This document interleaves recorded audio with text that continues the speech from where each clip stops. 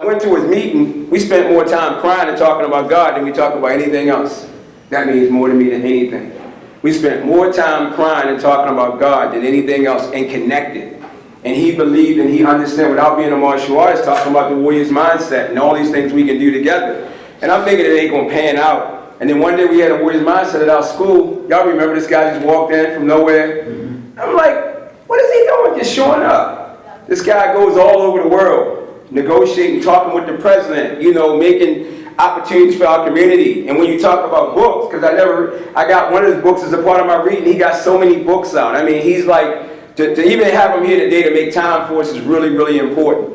He's really the authority of talking about collaboration.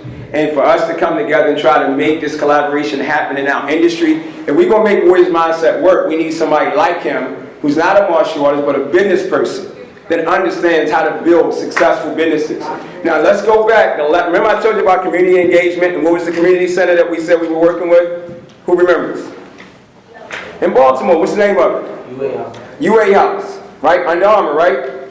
So guess who got a program in Under Armour with Ray Rice, right? No, Ray Lewis. Mr. Wallice. I'm like, oh my God, yeah, they got the STEM, and I'm like, oh man, God making all this happen. So for him to come, well, we have now our keynote speaker, you know, coming because he's trying to really help this grow and connect. We have Mr. Robert Wallice from Bith Technologies. Let's give him a hand, please. He just got in from Africa too, so right? So he's a little jet lagged here. Thank you, sir. Thank you so much. How you guys doing? Good. As you mentioned, I was just in East Africa. Anyone here ever been to Tanzania? They say Tanzania, but we say Tanzania. How about Kenya? West. Once? No, West. Oh, West, okay. Ghana, Liberia? Yeah. Okay. So I'm just getting back from Tanzania and Kenya.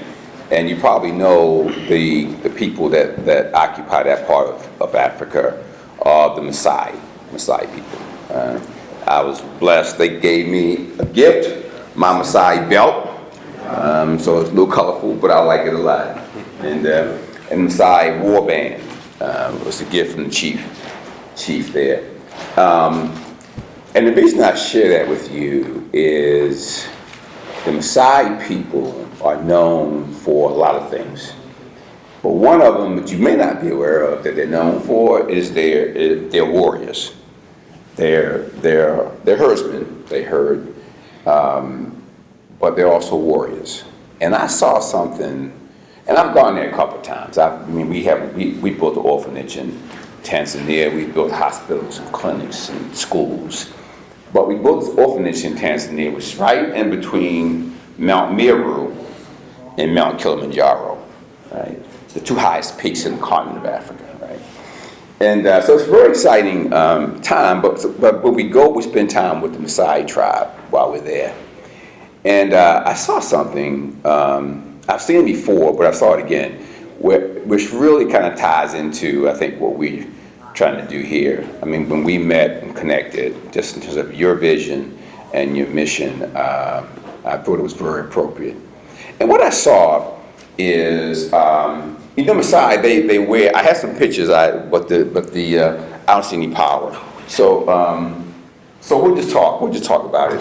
I had a picture, some of the pictures of the Maasai. They wear these bright red, robes as they navigate through the plains of East Africa. And I had heard that they are able to intimidate lions, like a pride of lions, right? You know, lions don't play.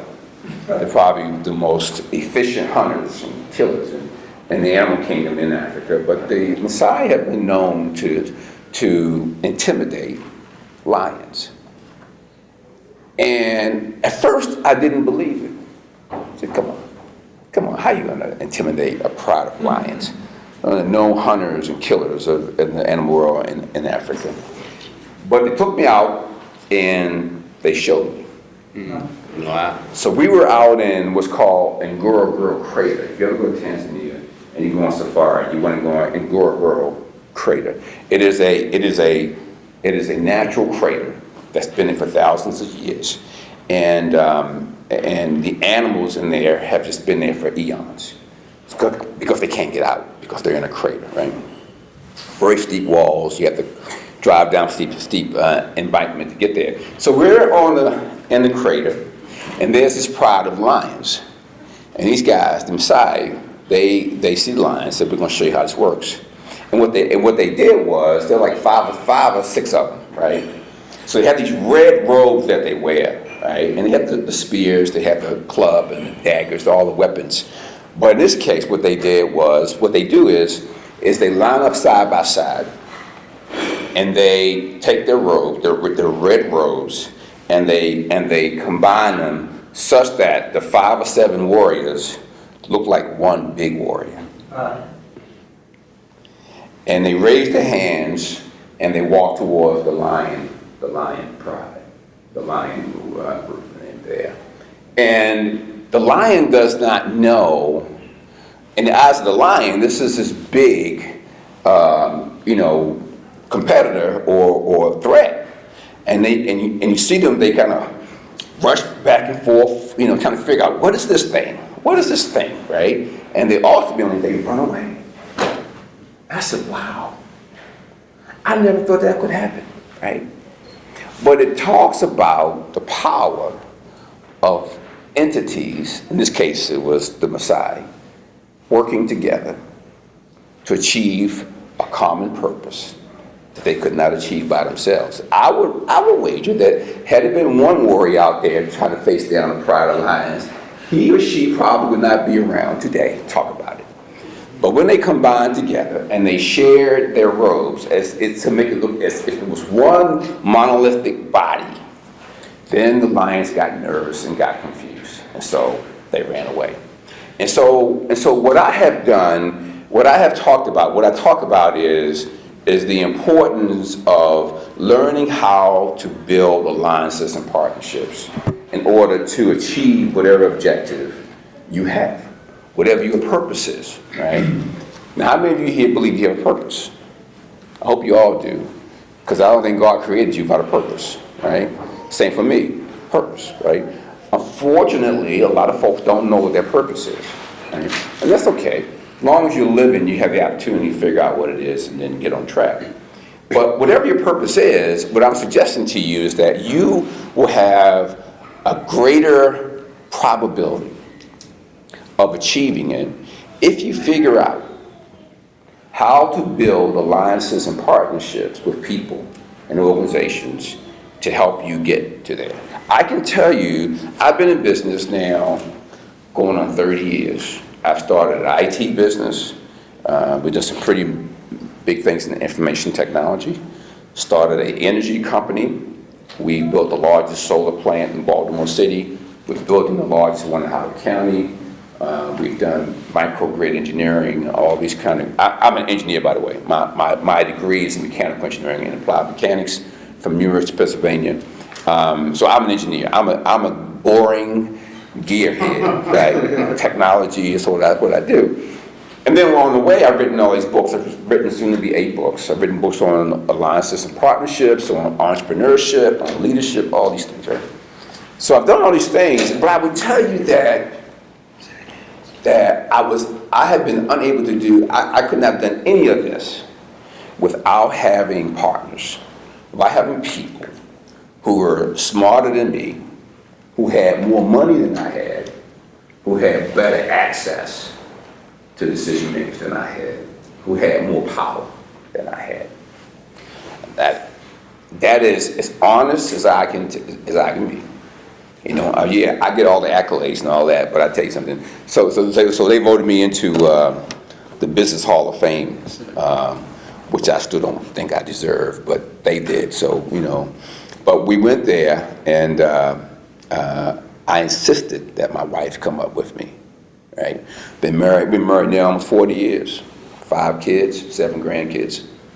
As a matter of fact, I took my 2 grandkids with me to my trip on this trip to Africa.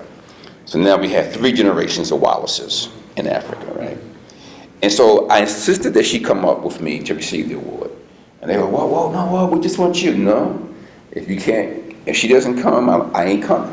I ain't going up. So they agreed. She came up and she stood beside me. And I told them, I said, I've been blessed. I get all the, my name's what shows up in lights. But if you really want to know the reason for this success, if you really want to know who really should get the award, it's this lady right here, right? Because nothing I have done, I could have done without God and my wife, right? And then there are other people too. But in terms of close proximity, God, my wife. Right? So what I'm saying to you, beloved, is I don't care what you're trying to achieve in life. The key is, how do you do that through alliances and partnerships? And so I've written a book about it, and I have a 12-step model that I've taught. I've taught it in Africa. I've taught it in Europe. I've taught it in Asia. I've taught executives how to go about building alliances and partnerships. Right? I'm not going to do that today because time won't permit. But I do want to emphasize the importance of that. And I will give you a couple of pieces of that because it also ties into this idea of creating wealth. Because, and creating wealth is not a negative thing. Can I get an amen to that? Amen. Amen. It's amazing, especially when I talk to spiritual people. When I talk about wealth creation, they get real nervous. The room gets really quiet. Because in their minds, they have concluded that there's no connection between, I will say, now I happen to be a Christian, but I'm going to generalize and say spiritual enlightenment and wealth creation. They think that the two should never come together. And I have studied all world religions that I can find, and I have not seen a single one where it says, thou shalt not get wealth. Thou shalt not be wealthy, right? And so that's important because we know to do things, to do great things, to help people around the world, you need resources. Can I get an amen to that? Yes, You need resources, beloved. For me to go to Tanzania and build orphanages and hospitals and clinics and to fly with nurses and doctors and all that, guess what? At the end of the day, somebody has to sit down and write a check. You can have all the talk you want, all the good intentions, all that's good, But at the end of the day, some woman, some man has to sit down, take out their checkbook, and write a check. To build their orphanage in Tanzania, which is one day I'll show you pictures. I mean, it took a lot. We've been in there 12, 13 years. Right? It took a lot of money. Yeah. And so what I'm saying to you, these two things, wealth creation, why it's important.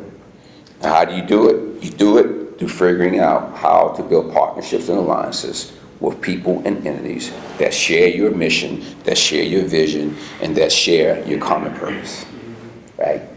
Folks, I'm telling you, if you figure out if you master those two things, talk about the warrior mindset, if you master those two things, there's nothing on this planet you will not be able to do. I am a witness. Everything I've ever done, I was telling bands, everything I've ever done, they told me I couldn't do. We're both from Baltimore. I'm from the projects in Cherry Hill, South Baltimore. My mother was a recovering alcoholic, 8 boys, 2 or 3 kids to a bed, rats, roaches, y'all know the story, right? Everything I've ever done, they've always told me I couldn't do. When they told me I couldn't be an engineer, they said, you're not smart enough. They told me I couldn't get into an Ivy League university. You're not good enough. Told me I couldn't start a business. You've never done that before. Nobody in your family has been an entrepreneur. Told me I couldn't write a book. I couldn't be an author. Well, that doesn't fit your background. You're an engineer. Everything they told me I couldn't do, I've done by God's grace. People have helped me. Wealth creation. Because there's a whole saying in the Bible that love covers the multitude of sins, which is true. But I would also add to that wealth covers a multitude of sins too. Because you can do a lot of things, a lot of good, if you have the right mindset, the warrior mindset. And so I'm here just to share with you those two perspectives. Now, I've learned that the best way to create wealth is through entrepreneurship. The fastest way to do it. And you guys know this. It's second nature to you. You know that. You look at the people in our society who are wealthy. They tend to be businesswomen and businessmen. You can go down the list. I was just with an event in Baltimore yesterday, Wednesday, with Warren Buffett. You know who he is, right? Yes, sir. Okay. Michael Bloomberg, you know who he is, right? And Blankfein, Blankfein's president of Goldman Sachs Bank of Wall Street. 3 of the richest men in the world. And we sitting there talking about what I'm talking to you about. Now, I'm the little baby in the room, because these guys, I'm nowhere near where these guys are, right? But just being able to break bread with them and to talk to them, right, about why this is so important. And so if you look at the wealth in our society around the world, it is businesswomen and businessmen who are entrepreneurs. And so you and I have the same potential to be a Warren Buffett or Michael Bloomberg, right? Because there's something in you that God gave you. There's an idea, there's a solution to a problem, there is a different mindset that you've been given. That is your seed and my seed to do great things, to build wealth. But the purpose of the wealth is to do good. And this notion that business people are bad and greedy and evil, do you guys buy that? No, sir. I mean, some of them are. Okay. But you have poor folks who are greedy and evil too. So would you rather be rich and greedy? No, I'm just kidding.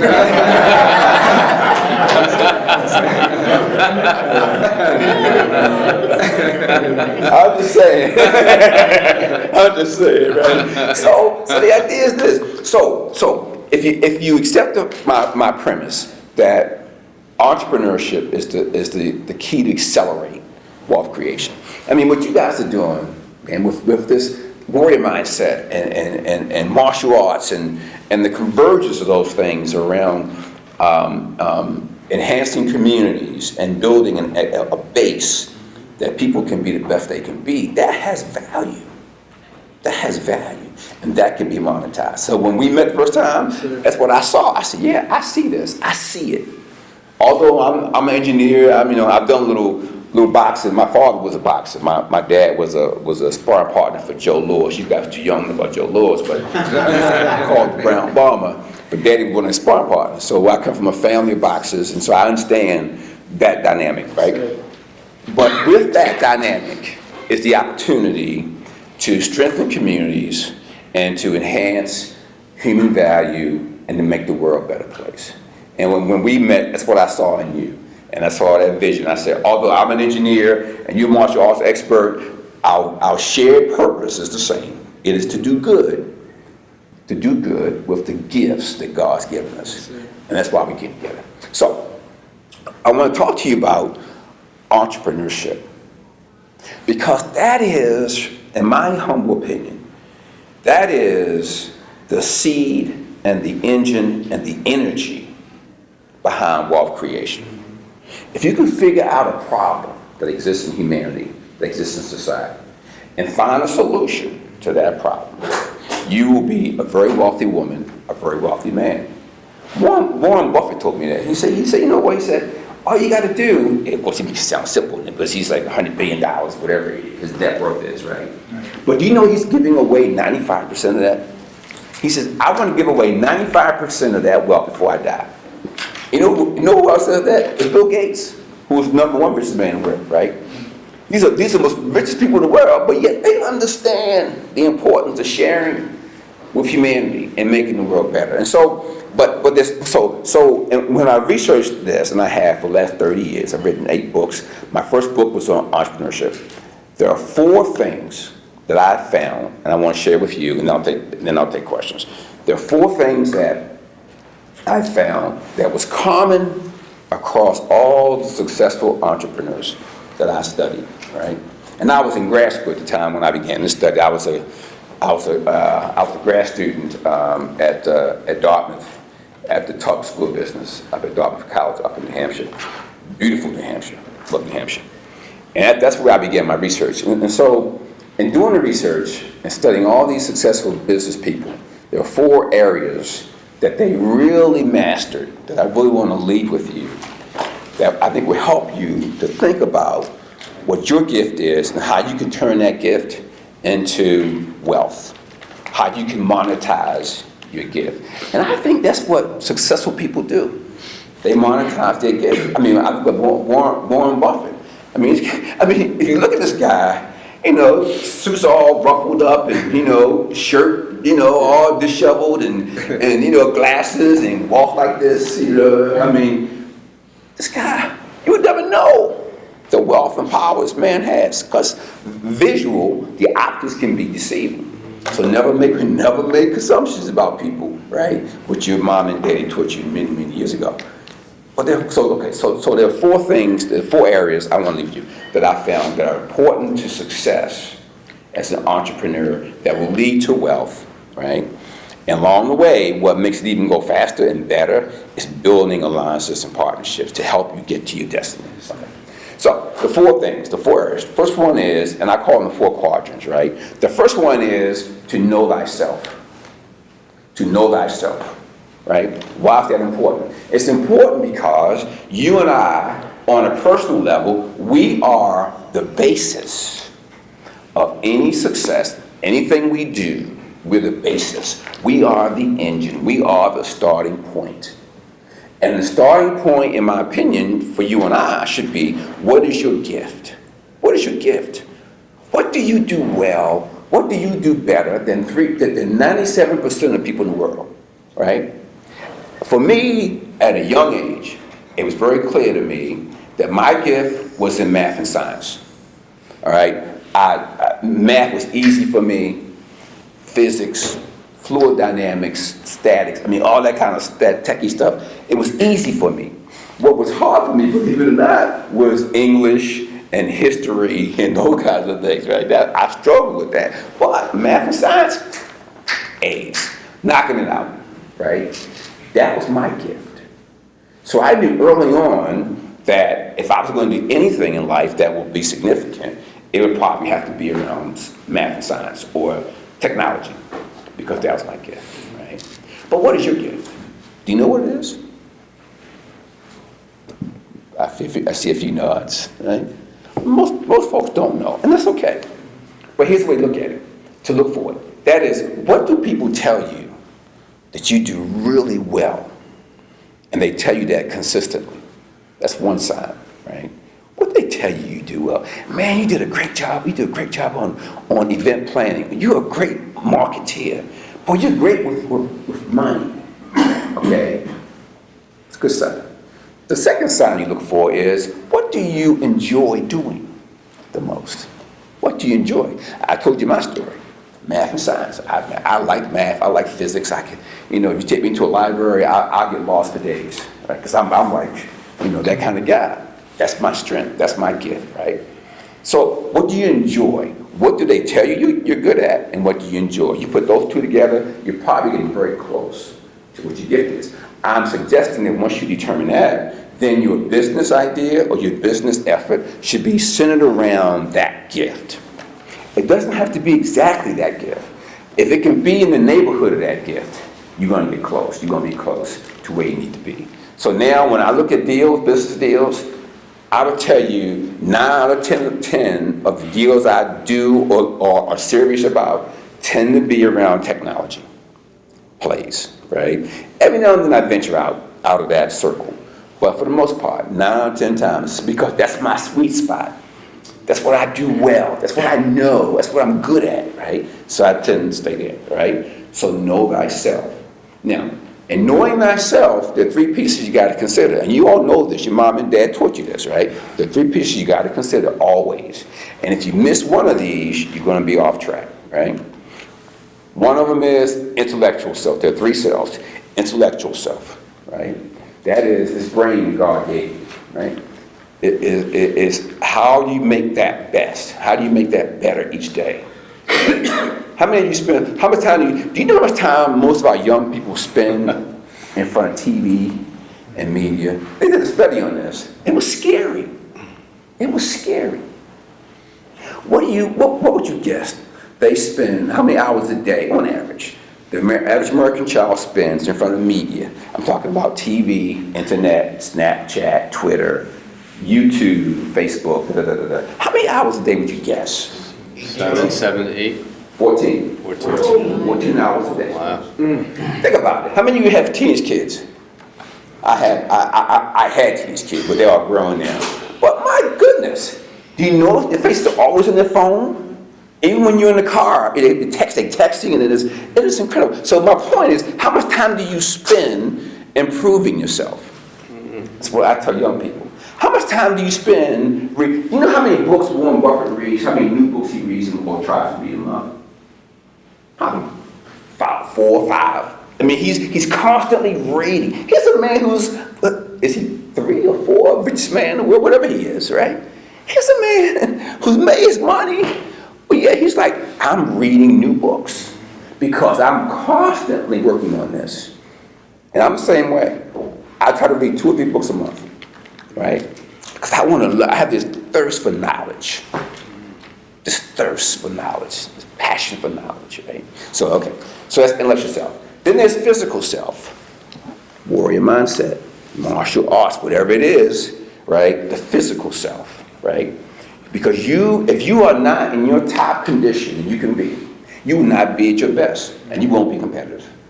You won't have the energy, you won't have the innovation, you won't have the insight or the passion, because your body's just pulling you down, right? So what you guys do, I'm not sure how many here are in martial arts or whatever, but you all look pretty healthy to me. That's important, right? So when I go into a deal, you know, I was telling Ben, I said, I still play basketball with guys half my age. I use that as a barometer to see if I'm maintaining, right? Last year, I had the opportunity to play basketball with Shaquille O'Neal. Shaq has a house in Orlando, Florida. A couple of us got invited down for a business meeting. And between the meetings, we play basketball. He has his own private court, you know, his own gym, right? And I would tell you, I'm not bragging, but I'm just saying, I would tell you that I held my own against these guys, right? I held my own against these guys. So, physical self. And then there is spiritual self. Intellectual, physical, spiritual self. Yes, I said spiritual self. Why do you think that's important? Why is that important? Well, I told you I'm a Christian, proud of it. Someone here may be of Jewish faith, some may be a Muslim faith, or other Buddha or Confucius, whatever your faith is. What I'm talking about is spiritual self, and how I'm defining it is, even though I'm a Christian, I'm defining it as a belief in something that is greater than yourself. You can be Muslim, you can be Jewish, you can be Christian, whatever you want to say, but it is a belief in something greater than yourself. Why do you think that's important? Talk to me. Why do you think it might be important? You always got something to reach to. Amen, sir. What's your name, sir? Keon. Keon. Kia. Absolutely. I call it hope. It's called hope. See, when you believe there's something greater than you, then what you're doing is you're viewing your life through eyes of possibilities and vision and future versus physicality. See, when I was a kid in Cherry Hill, South Baltimore, if I had seen the world through my eyes of flesh, these eyes, I would have said, I ain't got no chance. My mother's an alcoholic. We're living in the projects. We don't have any money. We don't have any heat or electricity. I would have said, forget this, I'm out of here. But when we have the proper dosage of spiritual self and belief that there's something greater than us that exists, then you say, okay, I may be poor today. Mama might be an alcoholic at this moment, but it doesn't have to remain this way. Hope. That's the power of spiritual self. And that's why it's in my book. I talk about that, and even from a business standpoint, believing in it. So when I go into a deal to compete, whatever it is, whether it's IT, energy, media, whatever it is, guess what? I expect to win. I expect to win. I don't go expecting to lose. I expect to win. Why? Because of who I am. and who I belong to and my belief system. I expect to win. Now, I don't always win. I lose more than I like to lose, okay? But it's a mindset. It's a mindset. What will you choose? Okay, so that is knowing thyself. That's first phase. Second phase is know thy plan. Know thy plan. Know thy plan. And my friends, a plan simply is a bridge, as I look at it, as I say in the book. It's a bridge. A plan is a bridge for you and I that will bridge the present with the future. So when I got out of engineering school and then later on graduate school, and I said, I want to start a technology company, at that point in time, I had no company, right? My vision was to have this company. So there's this big gap between where I am today and where I want to be down the road. To bridge that gap, I need a plan, okay? And I teach entrepreneurs around the world, the way you create a plan is very, very simple, in my view. What you do is you create the future that you desire in your heart, in your spirit. You create the future, and then you work backwards. You create the future, then you work backwards. And so, in my case, I said, okay, let a technology company, what must I do? What must I do to build this technology company, right? 3 things I knew I had to find. I had to find money. I had to find customers or a concept of what I would offer. And then thirdly, I had to find people. Because business is about people. It's not about computers, it's not about technology, it's not about feeds and speeds, it's about people. Business is you convince a person that you can help make their life better by whatever you have to sell. Martial arts, computers, whatever the case might be. That you can make their life better with your solution. And they are willing to pay you money for you to apply that solution to their life. That's business, right? If you do that enough times, then you're going to be successful. You're going to make money, and the money will create wealth, and then the wealth will create possibilities for you and I to do great things around the world, okay? So the second phase is know thy plan. Know thy plan, right? Okay, the third phase. Third phase is it talks about the principles, know thy universe. So what I'm saying in know thy universe is this.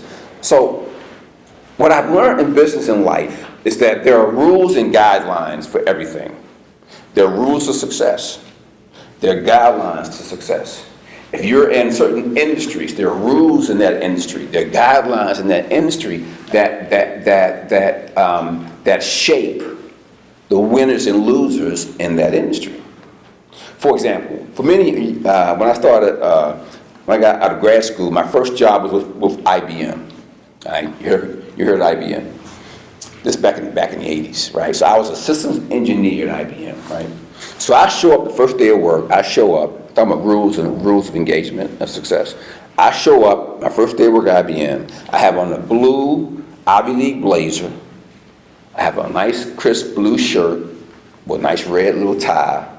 And I had a pair of khakis, and I had a pair of penny loafers. They had pennies in them. Right? Show up the first day, get through the day. I'm about to leave my first day at IBM. My manager calls me in the office. I'll never forget it. She said, "Bob, have a seat." She said, "Bob," he said, "we're glad you're here at IBM. We think you got a great future at IBM. And we wanted you here because you were an engineering undergrad and you were a business graduate, and that's the model of employee that we're trying to build." She said, "Only one problem." She said, "If you want to be successful at IBM, you have to change how you dress." I said, "Really?" I thought that was pretty nice, right? She said, "Bob," this is back in the 80s. She said, "Bob, first of all, we wear white shirts. We wear dark suits, the men. And we wear what was called wingtip shoes. White shirt, dark suit, wingtip shoes. She said, if you want to be successful at IBM, this is how we dress." Now, that was a rule of engagement at that time for IBM. What she was saying to me was, Bob, it's your choice. You can continue to wear that Ivy League blazer and that blue shirt and that red tie and loafers, and that's fine. That's your choice. But she said, if you want to be successful at IBM, and I'm telling you as someone who's been here for 30 years, these are the rules of engagement you need to understand. So what I'm saying to you and I, is that we have rules of engagement in whatever industry you find yourself in, whatever purpose you're trying to achieve, there are going to be rules of engagement. In the IT business, when I go to business in the IT business, there are rules of engagement. When we build solar plants, right, and I'm dealing with the PSC and local jurisdictions and all that, there are rules of engagement. So the other book I wrote was called Soul Food, and talked about the 52 principles of business success. And one of the things that I talked about there, so there was one principle for every week of the year, right? And one principle that I talked about was, and I got a lot of heat for this, but kind of fun, is the dumb down principle. The dumb down, right? Dumbing down, right? I wasn't here. You all look to me to be very intelligent people, right? You do. Even you, sir, and even me, right? But sometimes it doesn't pay to be the smartest woman or the smartest man in the room. At least not optically. In other words, you may find yourself in a situation where you are the smartest person in the room. You may have the best idea and the best solution, best product. But wisdom says you got to know when to let that light shine and when to throttle it back. I will tell you, in my years in business, there have been clients that I knew from my instinct that if I came on too strong with my intelligence, it would scare them away, and I wouldn't win the deal. So what you got to do, you got to throttle back that brilliance, right, and make the customer feel that he or she is in charge, and that he or she, that the solution is his or hers, even though the solution might be yours, right? Because sometimes you have to throttle back. That is an example of rules of engagement, depending upon where you are. Now, that rule may not be applicable in Silicon Valley, because Silicon Valley is a different world. It's like, who's the smartest? Who's the brightest? Who can get the best idea out there the quickest? That's a different environment than where I was working at the time, which was in government contracting. So I had to know when to let my brilliance shine and when to throttle it back. That is the rule of engagement. Okay, that's the third phase. The fourth and last phase is know thy resources and make them thy own. Know thy resources and make them thy own. What I suggest there in the model, as I said at the outset of my comments, you and I cannot be successful. I would even go as far as to say, it is impossible. It is impossible for you and I to be successful in whatever we do without other people helping us. Beloved, I have never met a woman or a man of success who told me that they didn't have anybody who helped them along their way, along the journey. Not a single one.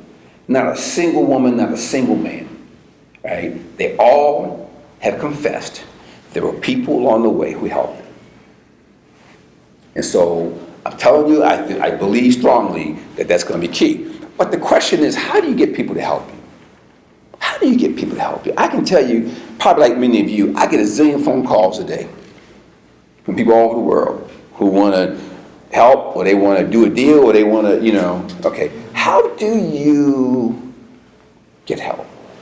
How do you guys get help? Do you need help? Anybody here ever need help? I put two hands up, right? How do you go about that? What are the three things you need to do, that we need to do, which I still do today? I still have mentors. Yes, sir, please. One mentor is ask. Okay, and before they ask, and that's right, sir, you got to act. Absolutely, sir. Before they ask, it's the H word. You have to understand that you need help. And that's exactly right. And what's the word I'm looking for? You got to humble yourself. Yes, sir. Humility, right? You have to, as you said, sir, you have to admit, I need help. One of the hardest things I had to get over, because us guys, we had something called ego. I mean, ladies do too, but they manage it better than we do, guys. The male ego, I can do it by myself. I don't need me. That's why men do not like taking directions on driving directions from their wife. I know where I'm going, honey. You don't need you tell me what to do, and they get lost. We get lost, right? And she said, "I told you so. I told you so." We as men have that ego problem, and so humility, recognizing, man, I need help. I can tell you, my friends, I can tell you, God knows, boy, I've gotten really good over the years at being able to humble myself and say, I need help. Will somebody help me? I remember a couple years ago, I think I may have told you this story a bit. We had just lost a major contract. And unfortunately, in this case, I've made many mistakes in business, so I could write a library of books on my mistakes, right? But one of them was that I allowed this one customer to become too much of my revenue. They were more than half of our revenue, right? And I wasn't thinking. I was a little arrogant, and well, a lot of arrogant, and lost the contract. And was that close to going out of business, right? Because that was such a big part of our business stream, right? And I can tell you, and I'm not ashamed to tell you this, that was a low period where, you ever had moments in your life where every day you cry?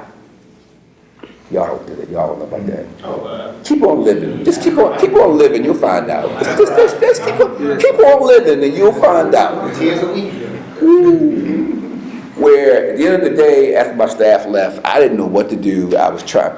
You ever been at a point in your life where everything you're trying is not working? Yeah.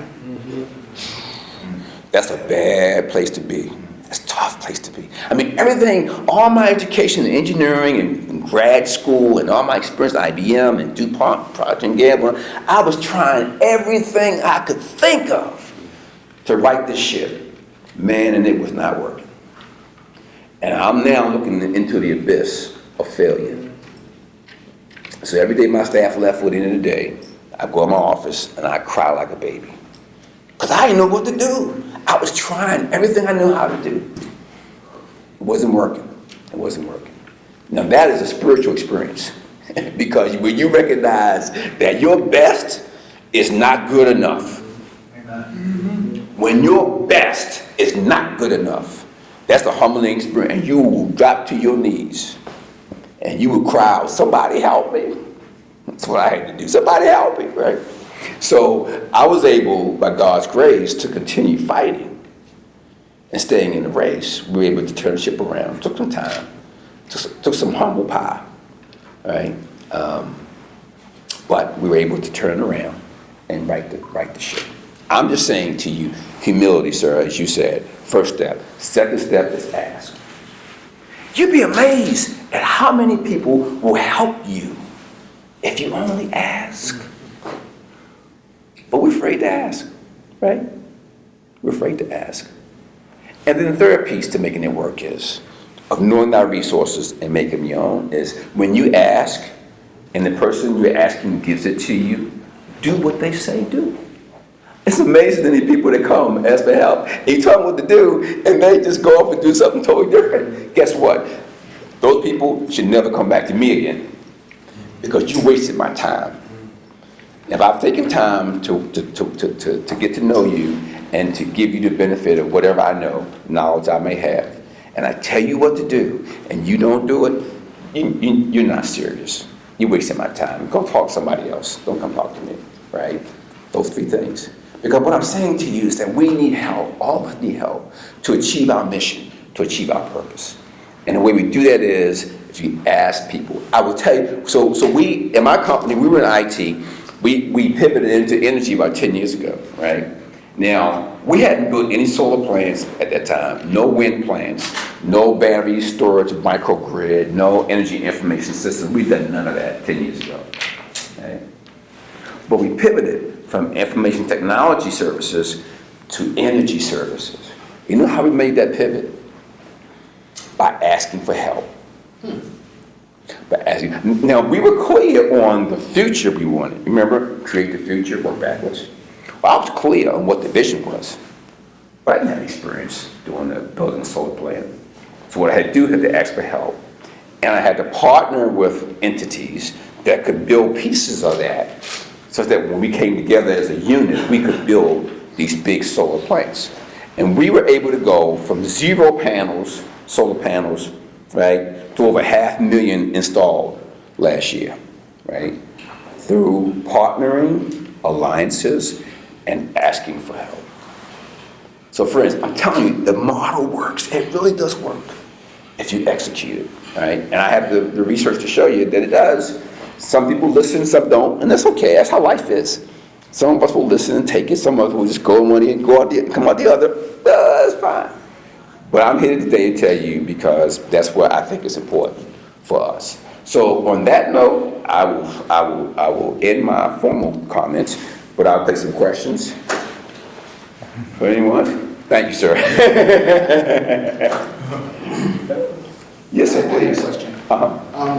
When you were talking about Know Thy Universe, Yes, sir. and you broke down the rules of engagement. Yes, sir. I have a question. How do you gauge the rules? Certain people come. I'm a graphic artist. Okay. Certain people, and you mentioned the analogy with the at IBM. Yes, sir. There are situations that I find myself in where you will take that advice, where you'll Yes. wear the suit, or you'll wear, Right. or you'll put on the white shirt. Uh-huh. And certain people are out to get you. They're, Yes, sir. Yeah, they're there to set you up. Yes, so sir. it's like Yes, sir. in that scenario, like this is a hypothetical. If you're at IBM and suddenly they go, okay, well, now you've conformed with everybody else, Right. and you sit around and you're with your watch waiting for something to happen and nothing happens. How do you gauge that situation? That's a great question, and it's a very honest question. It's a couple things. What I try to do, whenever I go into a new environment, sir, whether it's a new market, a new industry, a new customer, whatever it is, the first thing I do is I try to identify the people that have been successful in that environment, right? Because success leaves a trail. It leaves a trail.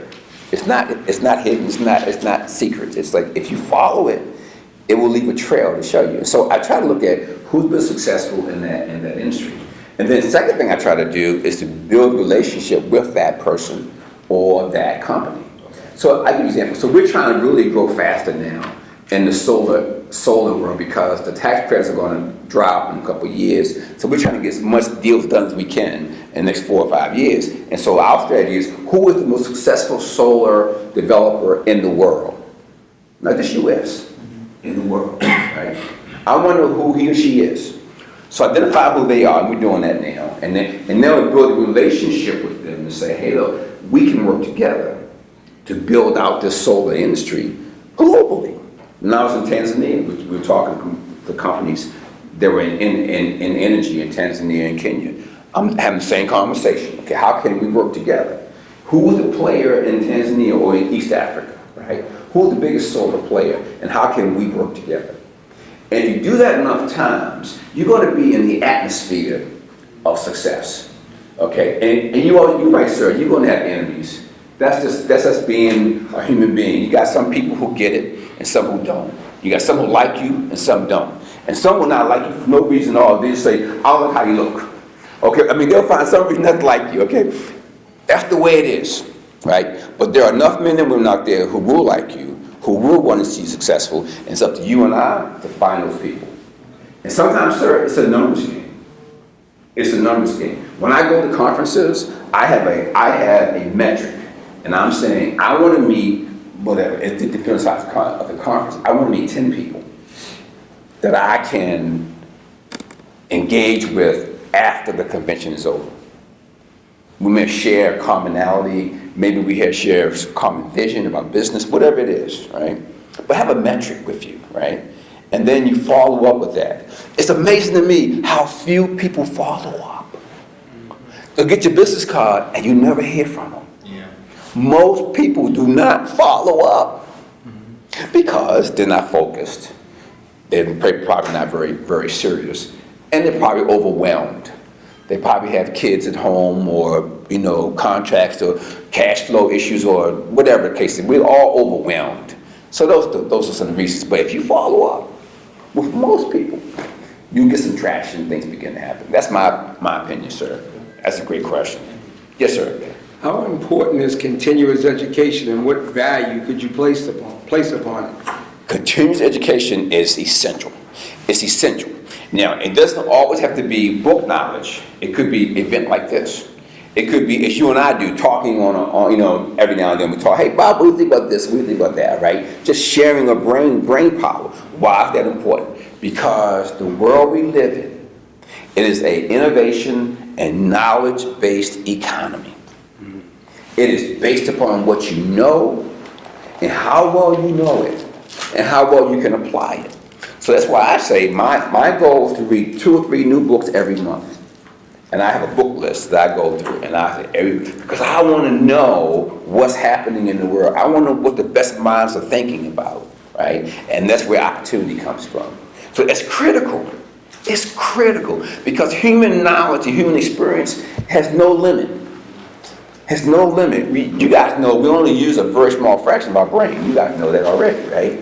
Imagine if you could double that usage. Let's say it's 2%. Okay, whatever it is. Right? If you could make it 4%, you'd be way ahead of the rest of the world. Imagine that. So I think that's going to be critical, man. Critical. Yes, sir, please. You touched on the follow-up piece. Yes, sir. And say if you've done, all the rules of engagement, your follow-up piece, and you still haven't connected with those people, what is the next alternative? And when I say that, get the business card. You think you have a connection. Right. You call, phone is dead. Right. Or the communication is dead Right. at that point after Right. the person said they're going to help. Right. What's your next? I understand. Yes, sir. Yes, sir. I get it because I go through that too, right? So a couple things. You have to have. It's a numbers game, first of all. So it can't just be one. So whatever it is you're trying to achieve, you gotta have a number of possibilities to work with. Okay. Now you will find some people who just okay. You'll find some people who will not respond, who will not follow through on their end. So say you call me, right? I may not call you back right away, right? Or you email me. I may not email you right away. Now, it doesn't mean necessarily that I'm a bad guy or that I'm not a man of my word. It may mean that I'm into something right now that's occupying me and I don't have the mind share or the bandwidth to deal with it at that time. So you want to put yourself in the shoes of the other person. Don't assume because you hear back from them the first time, whatever, that they're not interested. They could be into something. They could have had death in the family. They could have had sickness. You know what I mean? And you never, so don't assume the worst. Assume the best.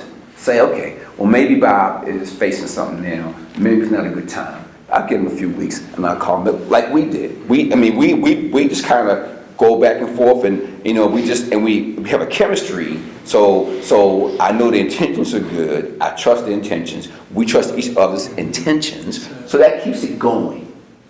If I get to a point where I don't trust your intentions, then I cut it off. So the idea would be to have a list of possibilities. Don't assume because the response has been slow, there's no interest. It could be. Now, you may get to a point where you say, you know what, this is not working out. You move on to the next. You move on to the next person or next situation, right? But what I can tell you with great confidence, there's somebody out there in this world that whose purpose is to help you. I can tell you that from my experience. There's somebody out there, and a lot of times they will come to you serendipitously. So you won't plan it. You won't. It just kind of. When I was at IBM, we called those bluebirds. We called them bluebirds. What were they? They were opportunities that we didn't create, we didn't see, we didn't know about. It just one day just showed up as a bluebird, right? And became a major opportunity. I can tell you my personal experience, many of my opportunities have been bluebirds. Now, I was prepared for the bluebird, right? So it could be a contract, it could be a chance meeting, an encounter, but so I was qualified and prepared to take advantage of it, right? That's important. But I can tell you I didn't plan it, I didn't foresee it, I didn't predict it. You know, it just, by God's grace, it just, boom, bluebird, right? Look, my friends, look for bluebirds. They're out there. Whatever you do, right? There's a bluebird with your name on it, right? Whatever you're trying to achieve, right? It could be a banker, it could be an investor, it could be a customer, whatever the case might be. It's a bluebird and it has your name on it. Look for it. Don't assume it doesn't exist because it does, right? I'm a witness to that. Good question, sir. Because it can get frustrating. It can be discouraging. I know. I know. How many of you here ever gone for a bank loan and for business or whatever, right? I remember it took me probably 10 banks when I first started out to get a bank loan. 10 banks. And I had good credit. It wasn't like I had bad credit. I mean, I didn't have much collateral. I didn't have much assets at the time. But I was a good guy. Took 10 banks before I got one to say yes. So it wasn't the other 9 were bad banks, it wasn't bad people, it wasn't the right time.